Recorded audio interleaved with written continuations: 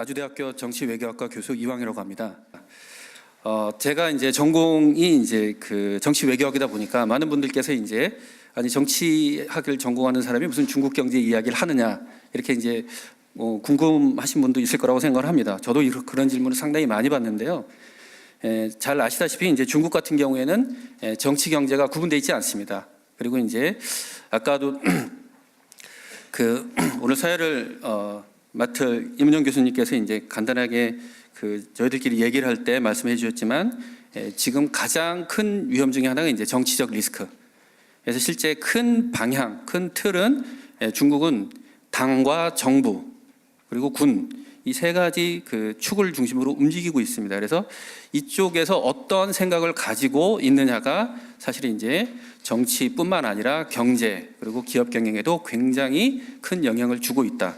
그런 측면에서 우리가 중국 경제를 이해하기 위해서 중국 정치 또 중국의 대외 관계에 대한 이해는 그 필수적이다. 저는 이렇게 생각을 하고 있습니다.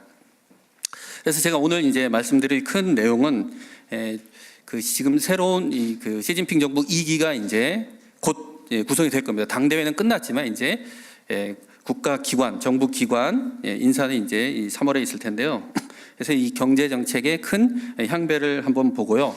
그다음에 이제 요즘 많이 나오는 이야기가 이제 과연 우리나라는 어떻게 할 것인가 여기에 대해서 이제 그 두 가지 이제 그 이야기들이 이제 나오고 있는데 하나는 이제 그 차이나 엑싯이라는 그 잘 아실 겁니다. 그런 주장이 이제 특히 사드 갈등 이후에 굉장히 많이 나오고 있는데 그 주장에 대한 검토를 해보고요. 그래서 만약 우리가 남게 된다, 중국 시장을 계속 더 공략을 해야 된다라고 한다면은 이제 어떤 위험, 특히 정치적 위험에 주의할 것인가. 그래서 이제 마지막으로 그렇다면 이제 시진핑 2기의 새로운 한중 경제 협력 관계는 어떻게 맺을 것인가 이런 주제로 제가 발표를 하도록 하겠습니다. 그럼 먼저 이제 그 시진핑 2기 경제정책 전망을 한번 해볼 텐데요. 뭐 작년 10월에 있었던 이제 19자 당대회 때 큰 틀은 다 이미 나와 있습니다. 그래서 제가 핵심 키워드 국정방침, 경제정책 이 세 가지로 이제 구분을 했습니다. 근데 이제 많은 중국 전문가들, 특히 이제 정치 쪽의 전문가들 같은 경우는 이제 시진핑 신시대 중국 특색의 사회주의 사상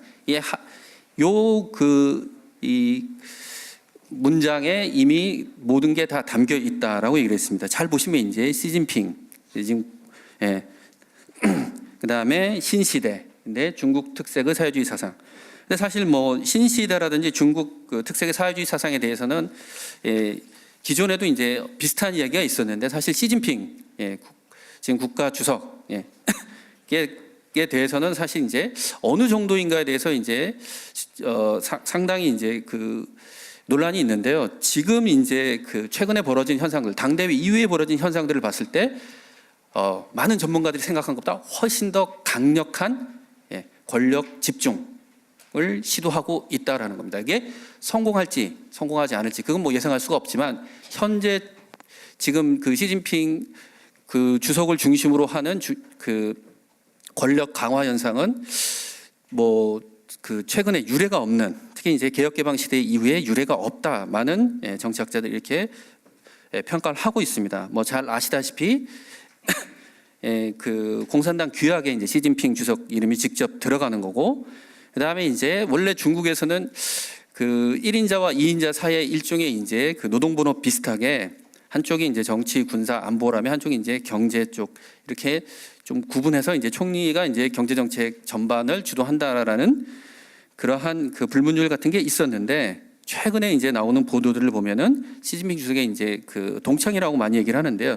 르허 중앙재경영도 소조 판국힐 주임의 역할이 중요해질 것이다. 근데 뭐 사실 이거는 이제 우리가 이제 공급 측 개혁에 관련된 그 논쟁이 한번 인민일보에 잠깐 나온 적이 있습니다. 2016년 1월에 나온 적이 있는데 이때 그냥 권위 인사라는 표현으로 나왔습니다. 그래서 도대체 권위 인사가 누구냐? 많은 전문가들이 아마 류허 주임일 것이다라고 이제 예상을 했는데 지금 현재 이제 그 부상하는 걸 보면은 굉장히 그런 추측이 틀리지 않았다라는 것을 우리가 알 수가 있고요. 그 다음에 이제 그 시진핑 주석이 작년 다보스 포럼에 가서 이제 연설을 했고 올해는 이제 류허 주임을 보냈습니다. 그리고 류허 주임이 제가 이 그 발표자를 조금 업데이트했는데요. 지금 현재 이제 경제 담당 부총리 및 중앙은행 총재까지 물망에 오르고 있다. 이런 걸 봐서는 우리가 좀 더 관심을 가지고 봐야 되는 분이 아닌가 이렇게 생각을 하고 있습니다. 그다음에 이제 뭐 신시대라든지 중국 특색 사회주의 사상에 대해서는 뭐 잘 알고 계실 거라고 생각을 해서 이건 좀 넘어가고요. 그다음에 이제 분야별 목표도 사실은 뭐 거의 전반적인 내용을 제가 그냥 소개한다는 측면에서 이렇게 적었습니다. 근데 뭐 사실 여기서 가장 정치적으로 우리가 관련해서 중요한 건 뭐냐면 당에 대한 엄격한 전면 관리. 맨 마지막에 있는 그 4개의 전면 중에 맨 마지막입니다. 그러니까 당의 통제를 하겠다. 그거는 뭐냐면 지금까지는 이제 경제나 기업 부분에 대해서 상당히 많은 자율권을 주고 있었는데 앞으로는 그러지 않겠다. 이제 이러한 그 정책 기조의 변화는 뭐 이미 감지가 되고 있는데 이제 당대회에서 확실하게 선언을 했다라고 저희들이 평가를 하고 있습니다. 그래서 이런 부분들이 이제 나중에 중국의 그 관련된 폴리티컬 리스크에 어떤 영향을 미치는지 설명을 드리도록 하겠습니다. 그다음에 이제 정책 방향은 뭐 그 큰 틀은 1기와 뭐 비슷합니다. 그래서 2개의 100년에서 이제 30년쯤에 돼서 이제 공산당 20년에 이제 공산당 설립 100주년 해서 이제 샤오캉 사회가 되는 거고 49년 신중국 성립 100주년 시대에 이제 드디어 미국과 견줄 수 있는 초강대국 이러한 목표는 뭐 사실 지금 똑같습니다. 그리고 뭐 중국이 추구하는 미래 발전상 뭐 좋은 말 다 써놨습니다. 사실 뭐 이거 뭐 다른 그 강대국과 특히 다를 바가 없고요. 발전 이념 뭐 이런 것들도 제가 봤을 때는 크게 차이가 없습니다.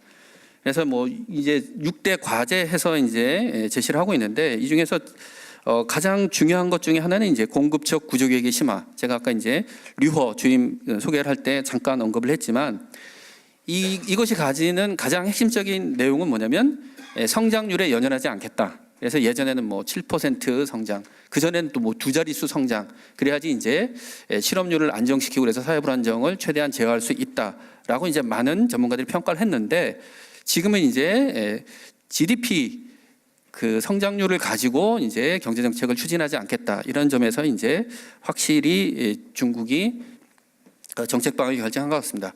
그럼에도 불구하고 지금 현재 중국의 경제 성장률은 많은 그 해외 전문가들이 생각한 것보다 약 1% 정도 높습니다.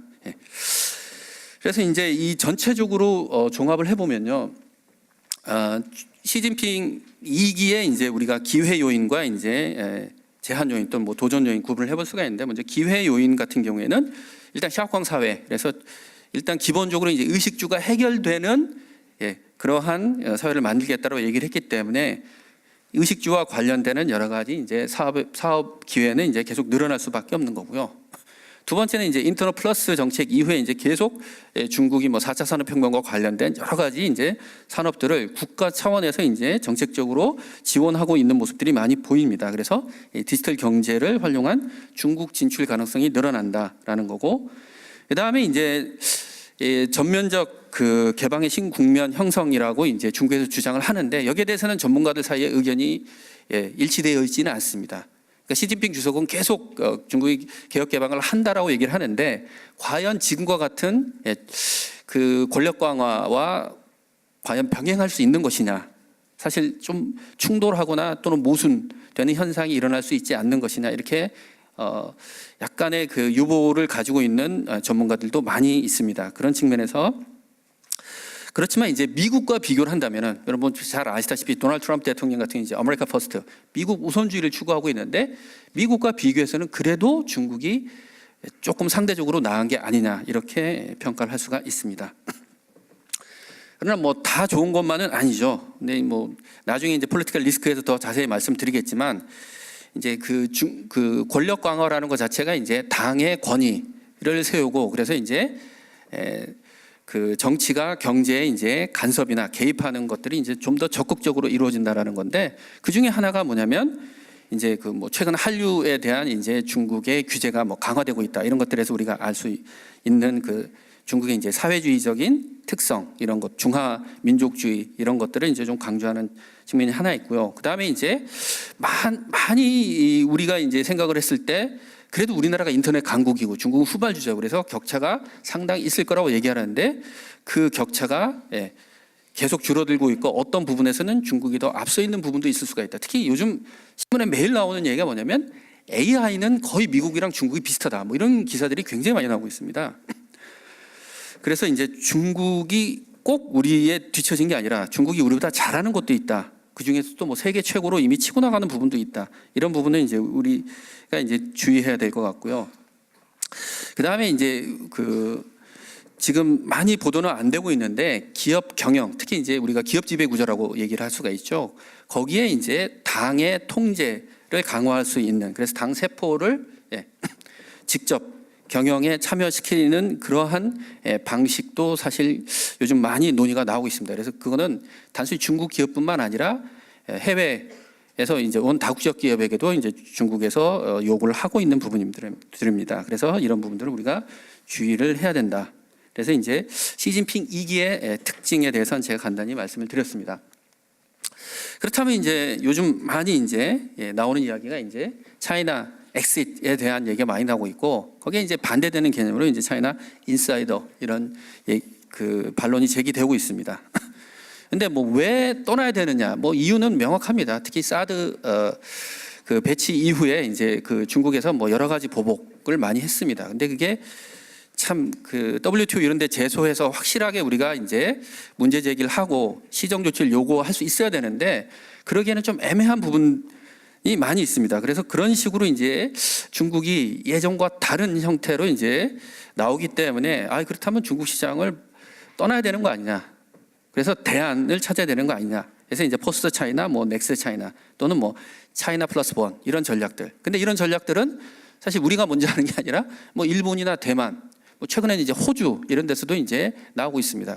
근데 시야를 아시아로 딱 벗어나면 거의 세계 모든 나라가 다 고민하고 있습니다. 왜냐하면 지금 현재 140개국 이상의 나라들이 최대 교육국이 중국입니다. 미국도 아니고 일본도 아니고 140개 이상이 중국입니다. 그래서 거의 모든 나라가 똑같은 고민을 하고 있다.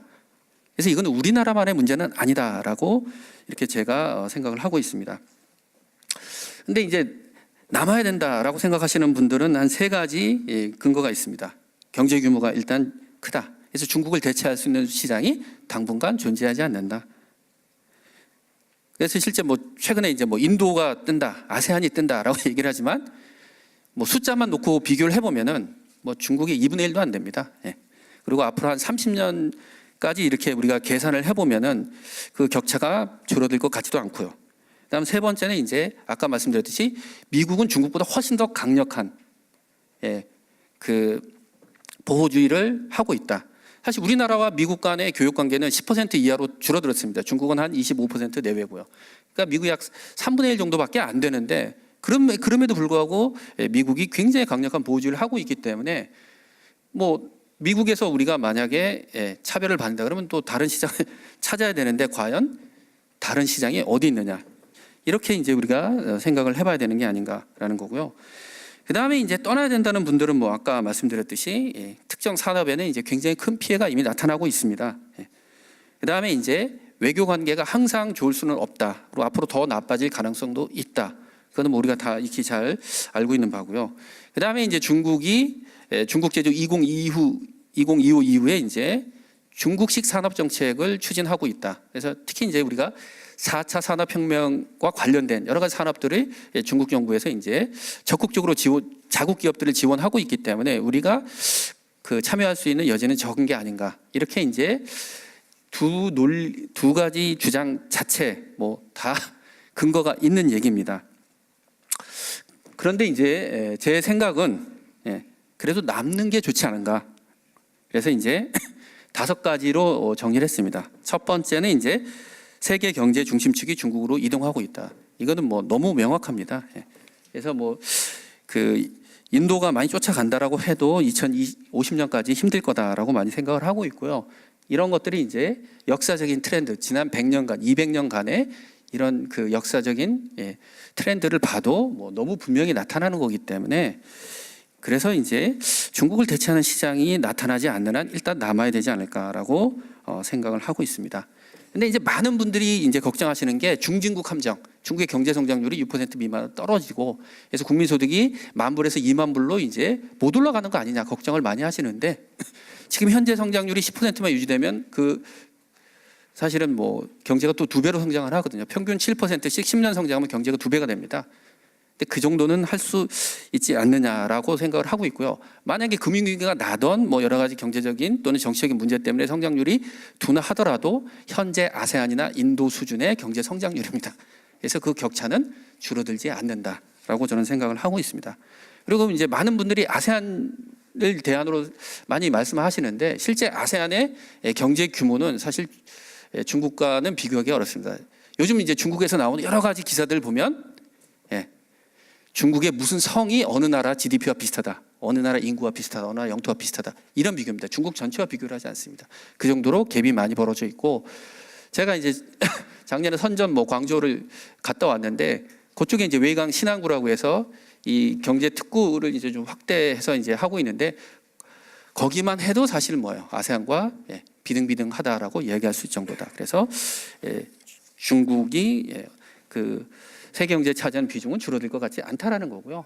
그다음에 이제 많은 분들이 더 걱정하는 게 중국이 이제 개혁 개방 안 할 것이다라고 생각을 하는데, 실제 이게 이제 맥킨지 글로벌 인스티튜트에서 나온 보고서를 제가 이제 인용을 한 건데, 그 중국이 개혁 개방을 통해서 세계 경제가 많이 이제 상호 전속을 높여놨기 때문에 개혁 개방을 안 할 경우에 사실 중국이 굉장히 많은 피해를 받습니다. 그래서 할 수밖에 없는 구조. 그리고 실제 이 글로벌 커넥티비티만 봤을 때는 우리나라보다 중국이 훨씬 더 잘 연계가 되어 있다라는 것들을 알 수가 있습니다. 그리고 이제 또 제가 좀 이게 논란의 여지가 있는데, 주장하고 싶은 게 뭐냐면, 중국은 세계 최대뿐만 아니라 세계 최고가 될 수도 있다라는 겁니다. 제가 아까 말씀드렸던 AI가 바로 그러한 분야 중에 하나입니다. 여러분이 뭐 뉴욕타임즈나 월스트리트저널, 파이낸스타임즈 보시면은 중국 기업들 AI나 빅데이터 이런 부분에서는 굉장히 비슷하다는 기사를 많이 발견하실 수가 있습니다. 그래서 뭐 특허 등록 이런 것만 봐도 중국의 발전 추세를 보면은 제가 생각할 때는 미중 간의 격차는 굉장히 빠른 속도로 줄어들고, 뭐 우리나라는 이미 능가하고 있는 것 같습니다. 그다음에 이제 이 디지털화라는 거, 특히 이제 핀테크 이런 측면에서 봤을 때 중국이 우리보다 앞서는 건 뭐 확실히 있죠. 여러분들 이제 중국 가서 뭐 택시 탈 때 디디 추싱 이용해 보시면 알겠지만, 지급 결제 이쪽은 뭐 알리바바나 텐센트가 세계 최대이자 세계 최고입니다. 뭐 미국에 있는 영국에 있는 어떤 핀테크 기업도 쫓아가지를 못하고 있습니다.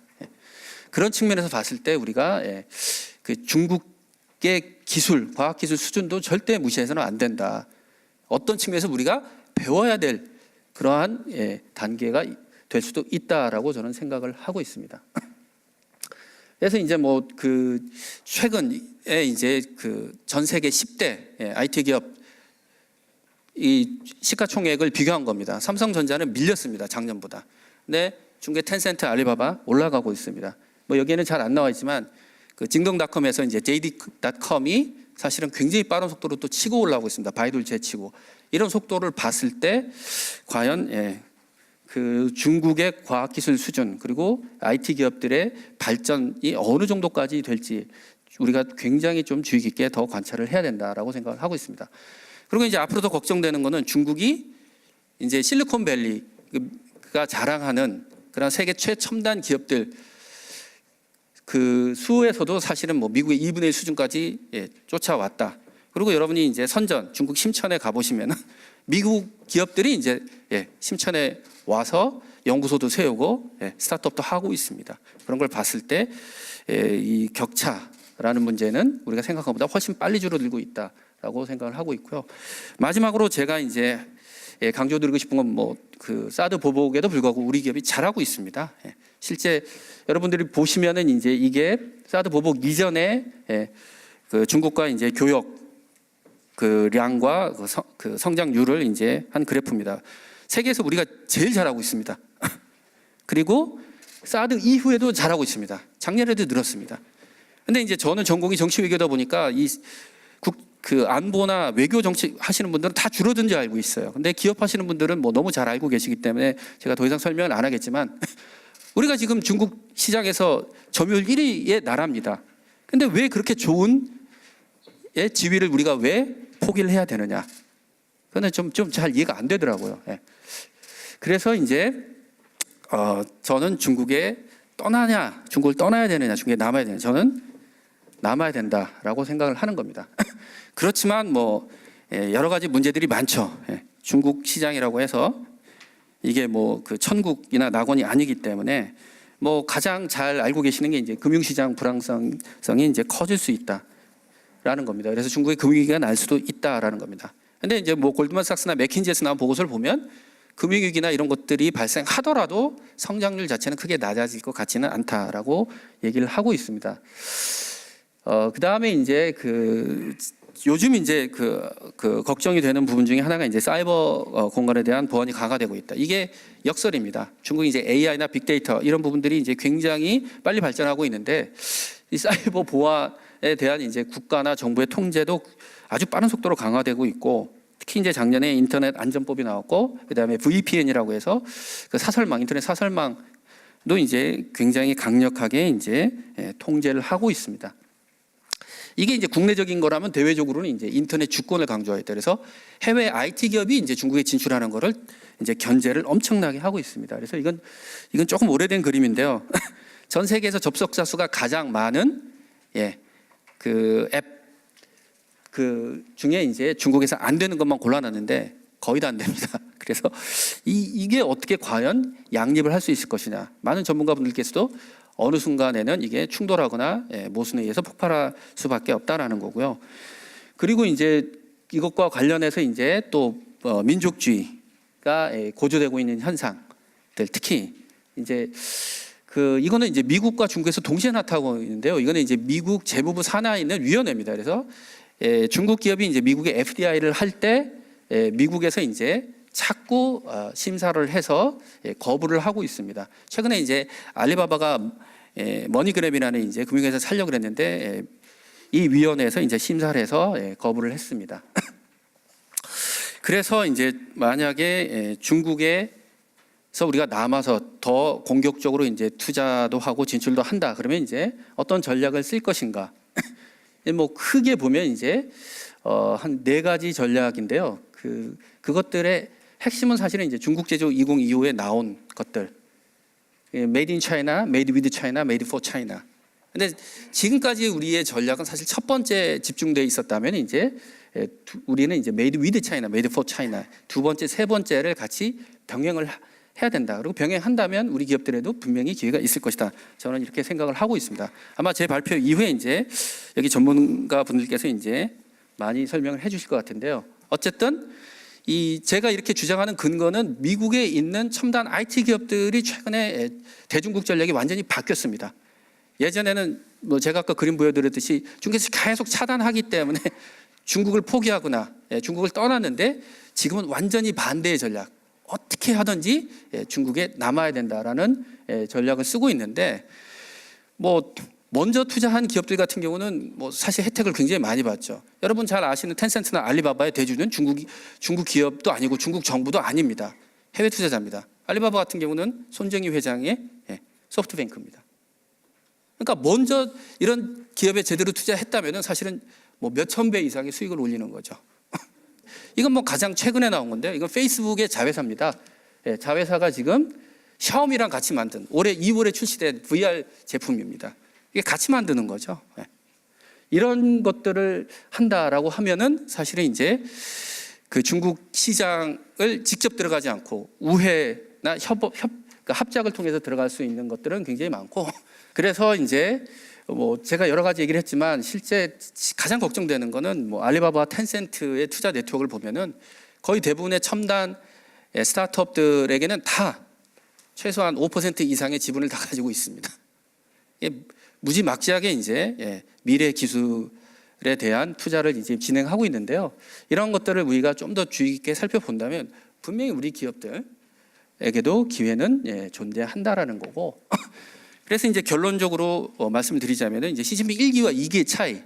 그러니까 사실은 시진핑 주석의 등장으로 이제 폴리티컬 리스크가 더 커진 것도 사실이고, 그다음에 그 이전에 또 사드 때문에 우리는 이미 한번 이제 큰 충격을 겪었는데요. 어쨌든 한중 관계의 재조정은 불가피하다. 그러니까 지난 25년 수교한 지 25년 작년이 됐는데 25년 동안의 선순환 는 이제 거의 끝나갔다. 그래서 이제 근데 악순환이 안 되게 이제 하는 게 가장 중요한 목표가 되어야 될 것 같습니다. 그래서 이제 이것들을 좀 조심해야 되겠고, 많은 분들이 이제 아까 제가 말씀드렸지 포스트 차이나, 넥스 차이나, 차이나 플러스 원 얘기를 하는데 일본처럼 되면 안 된다. 그러니까 일본은 중국 시장을 포기했거든요. 2010년도 이후에 포기를 했는데 어떤 결과가 나타났냐면 우리한테 중국 시장을 내줬습니다. 우리 기업들이 들어가서 1위를 하는데 결정적인로 공헌한 게 뭐냐면 일본의 전략이 실패한 겁니다. 근데 우리한테 안방을 내준 거예요. 근데 지금 우리가 나온다면 아까 제가 말씀드렸지 미국 기업들이 들어갈 겁니다. 우리가 나온다 그러면 미국 기업들이 엄청 좋아하겠죠. 야, 한국 제조업 너무 강하고 IT 기업 강했는데 중국 시장 나오는구나. 잘 됐다. 그럼 우리가 쑥 들어갈 수 있겠구나. 남 좋은 일 시키면 안 된다라는 게 이제 제가 또 생각하는 거고요. 그래서 이제 마지막으로 제 주장을 요약하자면 look west, 서쪽을 봐야 된다. 중국 시장을 봐야 되고 중국의 과학기술을 봐야 되고 그다음에 중국의 첨단 기업을 봐야 된다. 잘 보고 우리가 열심히 따라간다면은 분명히 우리한테 많은 기회가 있다고 생각을 합니다. 그리고 이제 아까 말씀드렸듯이 중국의 그 국내 정치가 불안해지면은 사실은 중국 투자자들도 어쩔 수 없이 이제 포트폴리오 구성 차원에서 여러 대체 투자지를 찾고 하면은 뭐 우리한테 분명히 기회는 있습니다. 그래서 사드 이후에 참 여러 가지 이제 안 좋은 일들이 많았지만 그럼에도 불구하고 중국은 세계 최대 경제 그리고 세계 최고가 될 수 있는 가능성이 있기 때문에 우리가 끝까지 포기해서는 안 된다라고 저는 생각을 하고 있습니다. 제 발표는 여기서 마치겠습니다. 감사합니다.